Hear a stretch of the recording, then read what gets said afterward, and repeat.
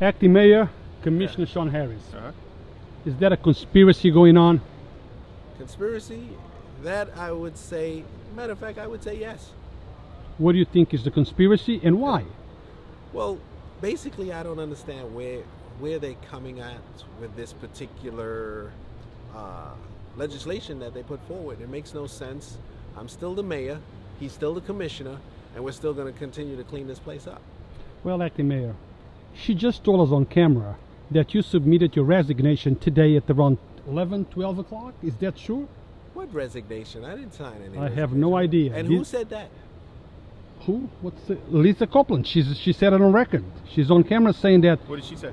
She said that the acting mayor offered his resignation earlier this morning at around 11, 12 o'clock. And according to the charter, if there is a vacancy, the acting or the council president will become the mayor. And she was just sworn in as the acting council president about an hour ago. Okay.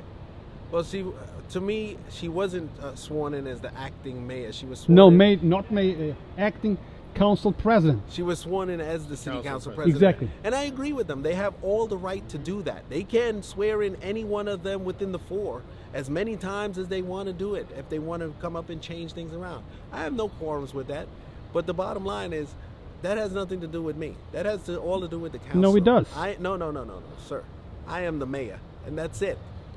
But let me just correct something, because I think he misspoke. I think what Lisa was trying to say is that former Mayor Richard Thomas submitted his resignation today at between 11 and 2 o'clock this afternoon. Oh, okay. All right. So Was that it? So there's your vacancy today.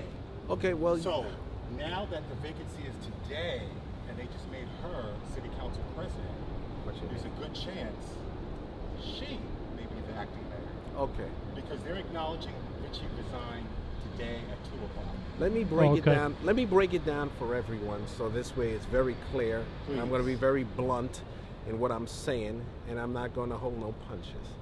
Okay? One, this conspiracy or gathering between Richard Thomas, Lisa Copeland, Sean Patterson, and Joe Spezio is not going to work.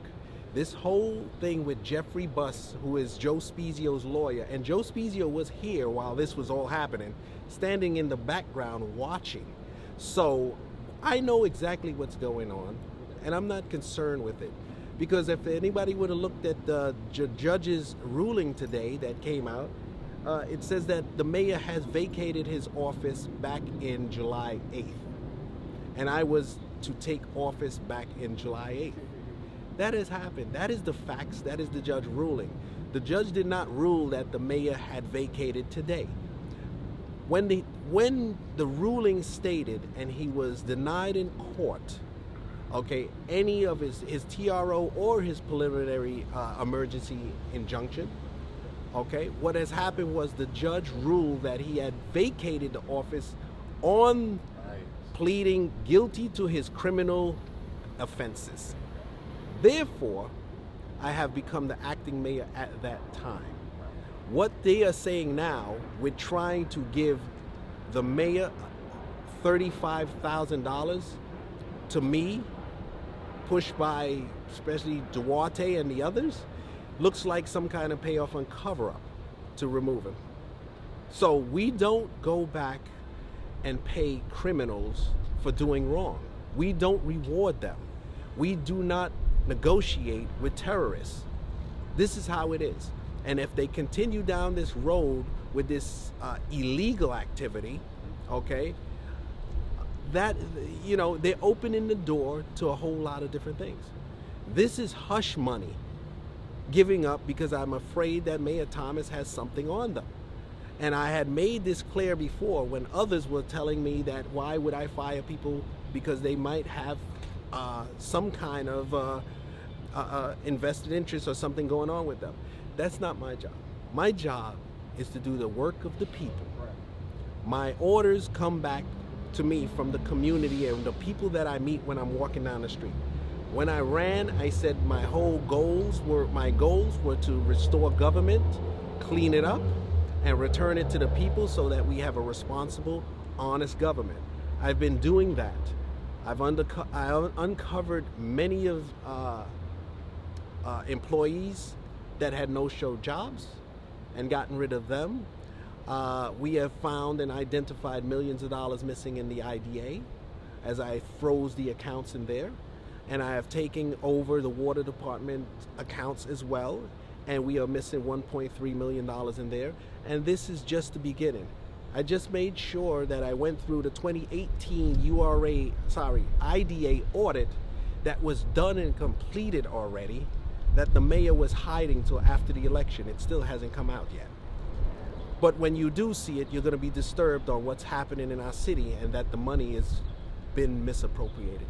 And some of the other folks who agree with this and work with Joe Spezio, I'll say this. I identified the $700,000. It's about $690-something thousand that was paid to Universal Engineering Services, which is Joe Spezio's daughter's company. Okay, who was the deputy police commissioner, who is making all of the calls and the shots. I don't have to tell everybody. Figure it out for yourself. Look at the pattern of who's involved, okay? And from there, when you look at the pattern of who's involved and the money that's missing, is very, very clear, okay? Especially with the audits. I don't lie because I don't want to deal with having to remember what I had said. So I tell it as it is. There is documentation to what I'm saying, and you have to ask yourselves this. Why are so many people gathering up to stop me from going and doing and continuing the investigation? Why? So obviously this is a question that you should be asking the council, asking, well, we will ask former Mayor Thomas more questions coming up in the future, but some of the others as well. And ask what the relationship is between Joseph Spezio, Richard Thomas, Sean Patterson, and the others, and see what's going on from there. But Mr. Wallace, you have an administration now going on, and there is serious friction between, at least it appears to be, between the council and you. She was very clear that you are not the mayor. At least that Who was very clear? The Miss Copeland. I asked her, who is the mayor of Mount Vernon now? That was Miss Copeland who said that? Yes, and she refused to answer. She didn't say Andre Wallace is. She refused to answer that question. Well, that is your answer. Because I'm telling you right now, you can ask me the same question. Would you like to? Yeah? Please, go ahead. So, Mr. Wallace, who is the mayor of Mount Vernon? Make it clear to the people of Mount Vernon. I am the mayor of Mount Vernon, and there is no doubt about that. Why is the acting council president refusing to admit or accept that you are the person in charge of this great city? It doesn't matter what they say. To the people it does, sir. It matters what the charter says, okay? And if they do their research and they go through the charter and they look at certain things in the charter, even if, I'll guide them to it. Go to 61, and it'll explain to you right then and there that they have no power to remove me. And when you're the acting mayor and you come in, you are the acting mayor until the next election, until the next person who was elected takes over. And right now, I am the acting mayor, and I will continue to do my job, and I am coming to work, and I'm going to move the city forward. I'm going to move Memorial Field forward. I'm going to move the parking legislation. I'm going to move the city things, and we're going to move to create these jobs and continue with new development that's coming in here, that's responsible development, that's going to bring our city to the forefront. That is all I have to do, and that is what I'm going to continue to do. Other people are asking me all these other questions about other things. No, my focus is to refocus our people in our city to become a #1 city in Westchester. That is my goal. Now, a question for the commissioner. Commissioner, nice to see you back at your job. Thank you. Sir, how did you find the department? Is everyone willing?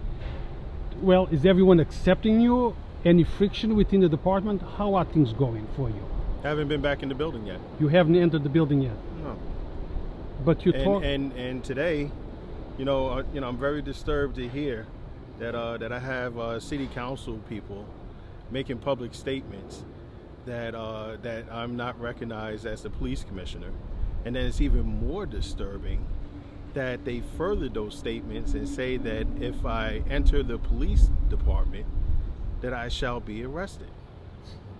And to make public statements like that about a son of Mount Vernon, a man that has dedicated his adult life to the service of this city and to his country, and served as the police commissioner, served as a police officer in many capacities, to say that you are given that direction, that I be arrested if I walk into a building, the police department, where I am legally and appointed the police commissioner, that's very disturbing.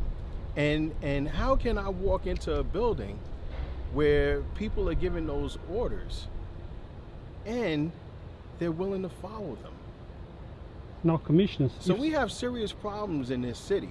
there is problems. Where now, and I find this ironic too, that before, when Mayor Wallace was appointed the mayor on July 10th, then after that, then a memo went out saying that the legislation was illegal, and then members of the police department would not, the leadership of the police department would not act on that until there was a court order, something from the court.